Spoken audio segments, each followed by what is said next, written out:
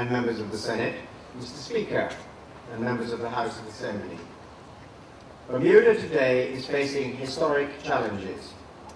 The government is strongly convinced that the time has come for all who love Bermuda to recognize the obligation to work to build one another together. Let us build one another together is the literal translation of an Nguni expression, Matakani. One could also say, also translate it as, let us build each other up. South African President Nelson Mandela chose this expression to mobilize his people in joint endeavor in building a new nation cradled in reconciliation, peace and justice. For Bermuda, at no time in its recent past has there been a greater need to call upon this island's collective resources of ingenuity and courage and its tenacious spirit of community. Bermuda's people and the economic fabric of society are being severely tested. Tough choices are being forced upon us all. Tough decisions are required to find solutions to the formidable challenges posed by a world in financial turmoil. Many of the difficulties that confront Bermuda and its people are due to the fact that the global economy is more interconnected than ever. The simple truth is that there is no escape from the contagious and harmful effects of the economic downturn in those countries with which Bermuda does business. Your government is not deterred. It has made clear that it will take decisive action. It will be resolute in its efforts so that Bermuda will emerge stronger and more united. The government will continue to provide caring leadership that reflects an understanding of the real pain being suffered by Bermudians. Nor will your government be discouraged by those who doubt the resilience and strength of character that is the legacy of Bermudians past. As Nelson Mandela observed, it always seems impossible until it is done. Concurs with the philosophy of Sir Winston Churchill, who said that he never worried about action, only about inaction. A strong bias for action underpins the stimulus program that the government is announcing today. The program will help reignite demand for Bermuda-based human capital. The plan makes clear that job creation is job one. Your government is committed not to job creation soon or job creation as soon as possible, but to job creation now. While job creation remains its top priority, the government's stimulus plan will also address the needs of citizens in a great many other areas.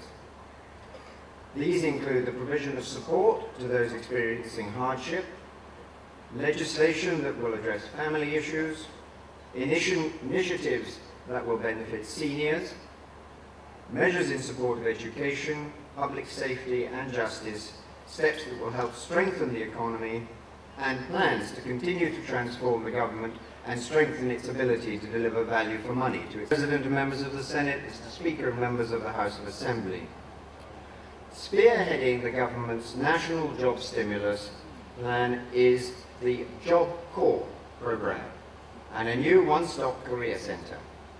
Of equal importance is the drawing up of new workforce development legislation and modification of the existing employment laws. Another employment measure for young people to be announced shortly is the YES initiative, named after the initials of the Youth Empowerment Scheme. This is intended to help young unemployed persons secure jobs as part of the work crew undertaking renovations on the Springfield National Trust property that the Department of Youth, Sport and Recreation operate on a long-term lease as the Sands Community Centre. Work permits will only be granted after the Career Centre has confirmed that there are no suitably qualified Bermudians available for a position. In addition, all unemployed clients of the Financial Assistance Department who are able to work will automatically become clients of the One-Stop Career Centre, which will assist in obtaining employment for those persons so that they can re-enter the job market as soon as possible. The government can provide the programs to prepare people for work, it must be remembered that it is not the government that creates jobs. private industry creates demand for jobs that add economic value and drive development. We will table a bill in the first session of Parliament to provide work permit exemptions and permanent residence to eligible job creators in businesses that, among other criteria, have a significant number of Bermudians represented at all levels in the organisation, and provide entry-level positions to young Bermudians graduating from high school and college, is the development of the waterfront in the city of Hamilton. The government, Corporation of Hamilton, and the private sector under the auspices of Bermuda First have formed a steering group to drive forward this exciting project. The development will generate jobs and transform the waterfront in a manner that preserves its stunning beauty while creating a dynamic new hub for business and entertainment. And will table legislation to encourage further foreign investment in Bermuda. Foreign investment is associated with the transfer of technology, job creation, and maintaining a competitive edge in areas of comparative advantage. There has also been a constant refrain that there are not enough activities in Bermuda to occupy our visiting guests. As a result, the Department of Tourism will approach cruise directors, cruise operators, and entertainment promoters to increase and promote the number of activities and events available on the island. Madam President, members of the Senate, Mr. Speaker, and members of the House of Assembly, the government has listened attentively to the views of the community it serves and the challenges facing those who are struggling to cope with rising prices. Accordingly, the government aims to implement the findings of the Price Control Commission, including updating the relevant legislation, if this is considered necessary, to alleviate some of the hardships being endured by Bermuda's consumers. This exercise has begun and is intended to be a collaborative effort between suppliers, retailers, and consumers. Seniors will be the focus of a Bermuda national strategy on aging. Amendments to the Human Rights Act will be tabled to eliminate age discrimination. Government will introduce elder abuse legislation and health insurance reforms. One such reform that is already being addressed is the matter of upfront payments for medical treatment. Such payments are a source of hardship to many seniors and others. No one who is paying for health insurance should have to forego medical attention because they cannot afford to pay a physician up front and then wait to be reimbursed. The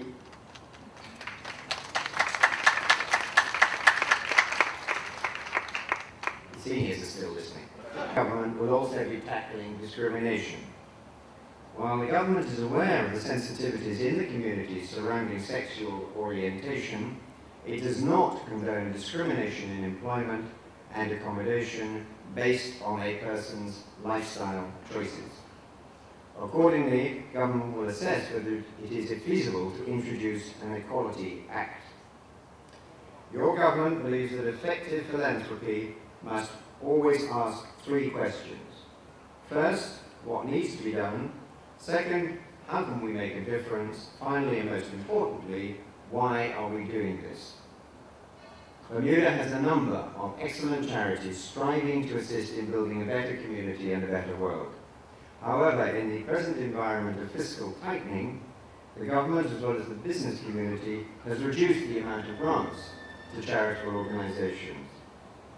The government will be formalising social pacts with the private sector and the various charitable and sports organisations to examine how to make better use of the limited resources. This is the social contract in action. I'd like to turn now to the subject of education. This is one area of national development whose critical importance has never been in question.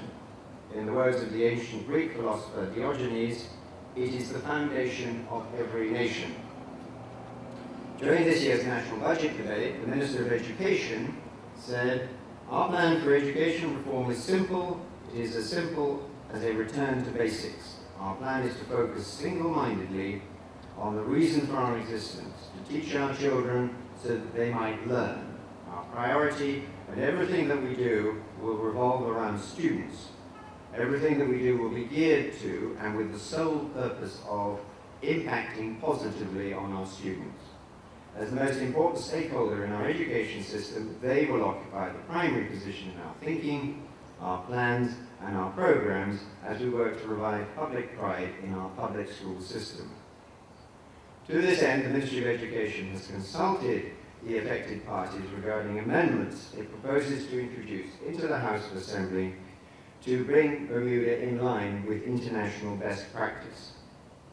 The amendments to the Bermuda Educators Council Act of 2002 will require that persons who instruct, support, and guide students in Bermuda, whether public or private, are fully qualified to do so, in Bermuda and around the world.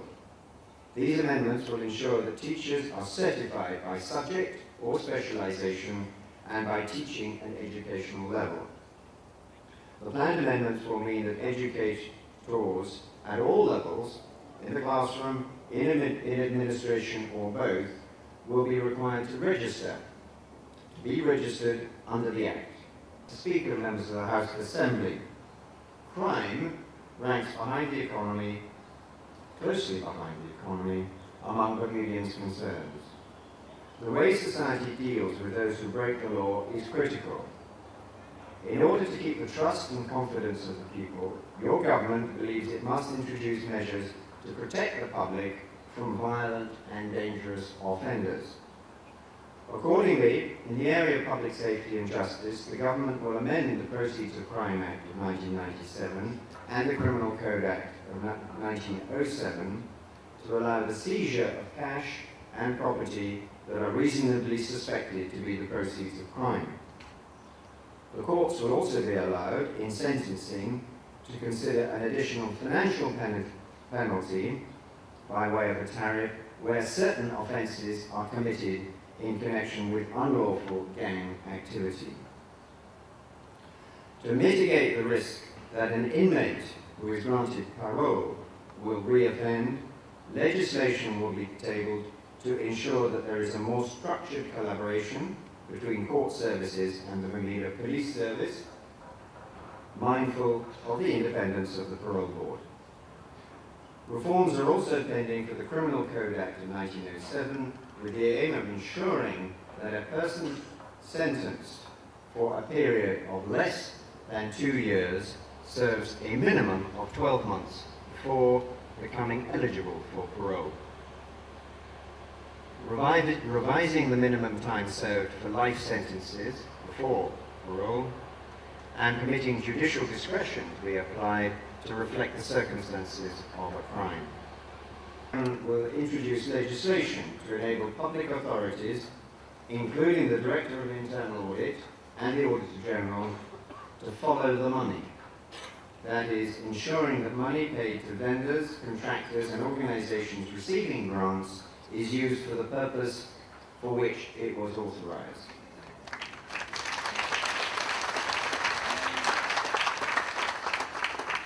Government will also expand whistleblower legislation to include persons not covered under the Employment Act, including part-time and temporary staff, and vendors and contractors. And members of the Senate, Mr. Speaker, and members of the House of Assembly, I declare this session open, and may God grant you his wisdom in your deliberations. Thank you.